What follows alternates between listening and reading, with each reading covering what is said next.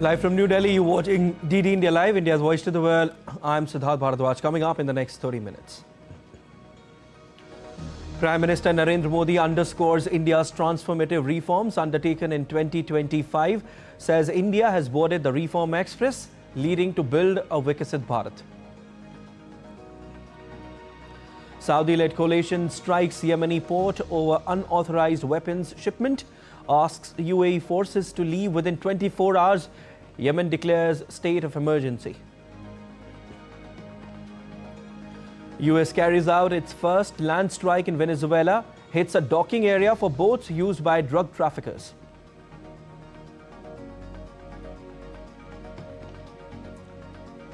India's Hindustan Aeronautics Limited's next-generation civil helicopter Dhruv-NG takes to skies for first time, highlighting country's rise as the world's third largest domestic aviation market.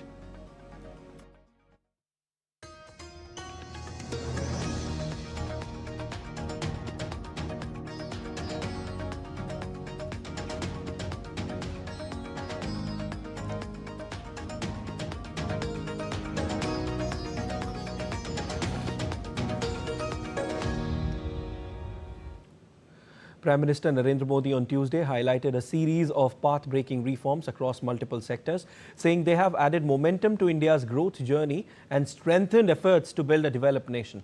In posts on X and LinkedIn, the Prime Minister underscored reforms spanning labour laws, trade agreements, logistics, energy and markets, noting that India's growth is anchored in credibility, stability and long-term confidence.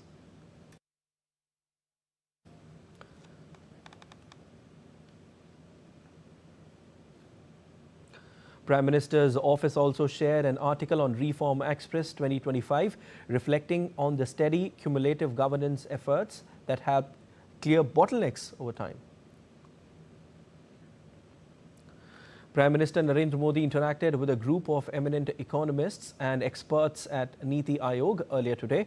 The theme of the interaction was Atmanirbharta and Structural Transformation Agenda for Vikasit Bharat.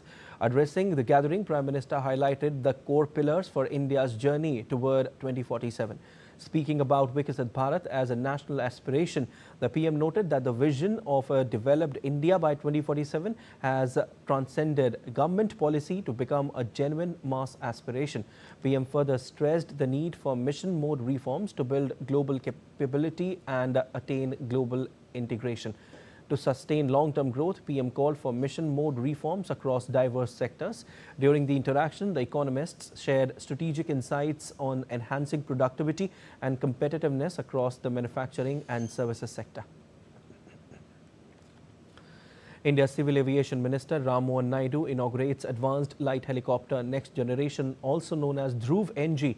The Advanced Light Helicopter Next Generation Dhruv is a civil variant of the indigenous helicopter, was also showcased by HAL in the 2025 Aero India show. This event marks a significant milestone for Hindustan Aeronautics Limited as it expands into the civil aviation sector. The Dhruv-NG is a civil variant of the ALH Mark III powered by Shakti engines and features a civil certified glass cockpit. It has a maximum cruise speed of 250 km per hour, a large fuel tank and can be used for various purposes including heli-tourism, VIP travel, offshore operations, medical services and rescue. The most anticipated moment for today in this event was us seeing that Dhruv-NG flying in the skies. That was the most anticipated moment. And for it to be successfully done, I think marks a very, very important milestone in the Indian aviation history. I commend each and every member of HAL family here today for advancing India's Atmanirbhar Bharat beyond defense into civil aviation.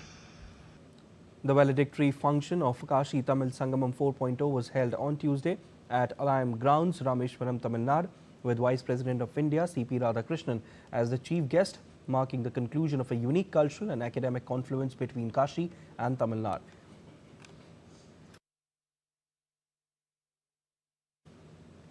Inspired by the vision of India's Prime Minister Narendra Modi to strengthen India's cultural bonds, Kashi Tamil Sangamam 4.0, which began on December 2nd, 2025. This edition focused on Let Us Learn Tamil, Tamil Karkalam. highlighting Tamil language learning and linguistic unity at the center of the Sangamam. The event was attended by India's Minister of Education, Dharmendra Pradhan, the Governor of Tamil Nadu, R.N. Ravi, and India's Minister of State for Information and Broadcasting, Dr. L. Murugan. Organized by the Ministry of Education, KTS 4.0 continues to celebrate India's rich cultural tapestry and unity.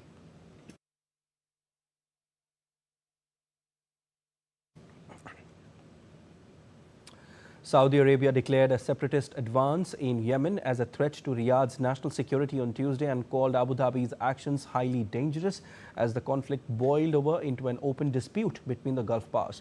The strongly worded Foreign Ministry statement came after the Saudi-led coalition fighting in Yemen said it had struck a weapons shipment destined for separatist forces.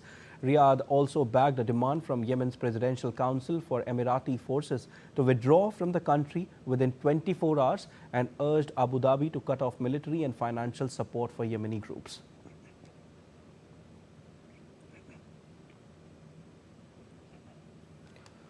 The leader of Yemen's Presidential Council, which sits atop that government, also declared a state of emergency and cancelled a security pact with Abu Dhabi after the forces of Southern Transitional Council seized swathes of territory. Earlier, the Saudi-led coalition said it targeted a large quantity of weapons and combat vehicles sent by the UAE for the secessionist forces. The coalition struck 2 ships carrying a large quantity of weapons, that combat vehicles, in fact, to support the Southern Transitional Council forces. Russia has accused Kyiv of firing drones at Vladimir Putin's residence between Moscow and St. Petersburg, announcing it would revise its negotiating position on ending the conflict. In an audio statement, Russian Foreign Minister Sergei Lavrov said Ukraine fired 91 drones at Putin's official residence in Novgorod region overnight, adding that all of them were destroyed by air defenses. US President Donald Trump said on Monday that Russian President Vladimir Putin told him a swarm of Ukrainian drones had allegedly targeted one of his residences. However, Kyiv denied the claim. Speaking to reporters ahead of a meeting with Netanyahu, Trump said the Russian leader raised the issue during a call earlier in the day. I heard about it this morning. You know who told me about it? President Putin told me about it. Early in the morning, he said he was attacked. It's no good. It's no good. Don't forget, you know, the Tomahawks. I stopped the Tomahawks. I didn't want that. Because we're talking about, you know, it's a delicate period of time. This is not the right time. It's one thing to be offensive, because they're offensive. It's another thing to attack his house. It's not the right time to do any of that, and can't do it. And I learned about it from President Putin today. I was very angry about it. Ukraine said Tuesday there was no plausible evidence it launched a drone attack on one of Vladimir Putin's homes, accusing Russia of making false claims to manipulate the peace process. The Kremlin said attempts by Ukraine and Western media to deny the incident were insane and that Russia should not have to provide evidence for the alleged attack as all the drones were shot down. Moscow's allegation comes at a pivotal moment in the nearly 4-year war. The Kremlin said Tuesday it would toughen its negotiating position in the response to the alleged attack. Prime Minister Narendra Modi has expressed his concern over an alleged drone strike on the residence of the Russian president. In a post on X, Prime Minister Modi said he was deeply concerned by reports of the targeting of the residence of the president of the Russian Federation. He said ongoing diplomatic efforts remain the most viable way to end hostilities and achieve peace, urging all sides to avoid actions that could undermine those efforts.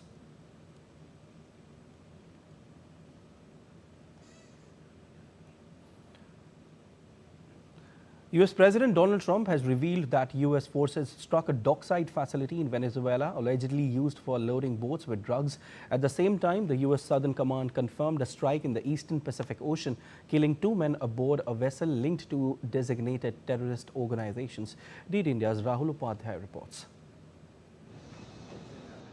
President Donald Trump announced that the United States carried out its first land strike in Venezuela, targeting a dockside facility used to load boats with drugs. The remarks came during a meeting in Florida with Israeli Prime Minister Benjamin Netanyahu. Standing alongside Netanyahu, President Trump told reporters there had been a major explosion at the site. He said US forces had already struck boats used in drug trafficking. There was a major explosion in the dock area where they load the boats up with drugs. They load the boats up with drugs, so we hit all the boats, and now we hit the area. It's the implementation area. That's where they implement, and that is no longer around. Meanwhile, the US Southern Command confirmed a lethal strike on Monday, killing 2 men aboard a vessel in the Eastern Pacific Ocean. The boat was allegedly operated by designated terrorist organizations. Officials stressed no American personnel were harmed, and video footage of the strike was released online. Earlier, Trump had said that he has authorized the CIA to carry out covert operations in Venezuela, but neither the CIA, the Pentagon, nor the White House have elaborated on the president's remarks. And Minister and Bangladesh Nationalist Party chairperson Khaleda Zia passed away early on Tuesday while undergoing treatment at Evercare Hospital in Dhaka. She was 80. The party's media cell said Khaleda Zia died while receiving medical care at the private hospital where she had been admitted due to serious health complications. Khaleda Zia, one of the most prominent figures in Bangladesh's politics for decades and served as BNP chairperson for many years.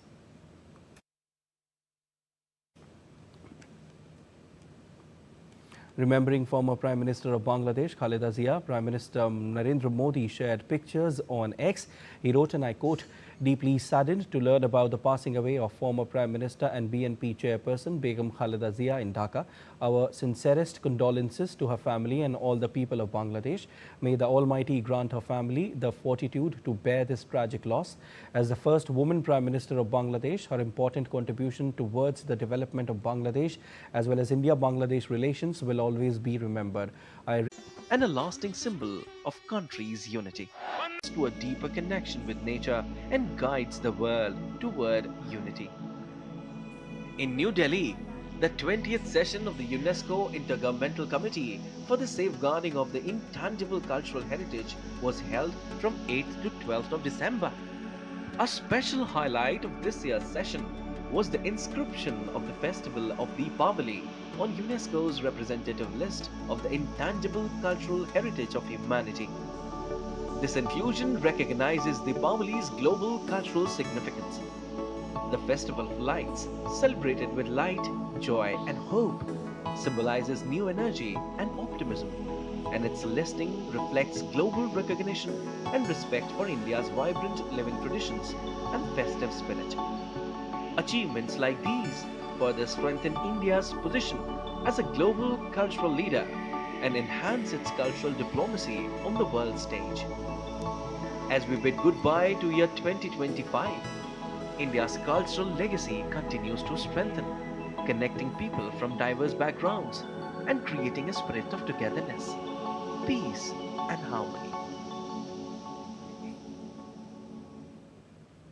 Time now for some sports news. And Australian cricket legend Donald Bradman's baggy green test cap is set to go under the hammer in January 2026. One of Bradman's caps will be auctioned at Lloyd's Auctions, with the bidding starting at $1 and closing on January 26, 2026. The great cricketer gifted one of his test caps to a fellow cricketer, and since then it has remained with the family for more than 70 years now. The cap will draw international interest from private collectors, museums, institutions and fans. Bradman wore this cap during 19th against the first Indian team to tour Australia. The series saw Bradman amassing 715 runs from 6 innings.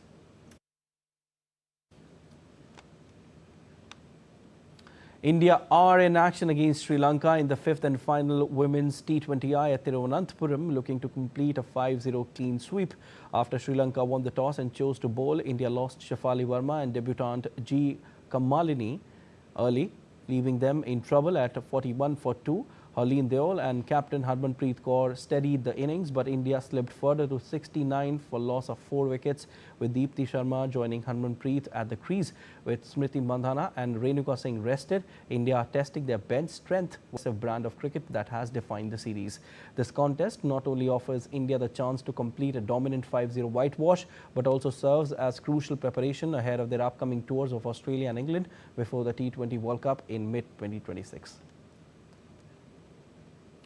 FIFA President Gianni Infantino said they will make history after more than 150 million ticket requests were submitted from over 200 countries for the upcoming FIFA World Cup 2026. Earlier this month, Fan groups had slammed the ticket prices for being more costly than the 2022 edition. FIFA later launched a $60 ticket tier to make the tournament more affordable for fans of qualified teams. The current ticketing phase for the World Cup has left the competition oversubscribed by more than 30 times. FIFA president defended the ticket prices for next year's World, citing heavy demands and the revenue it generates for the sport around the world.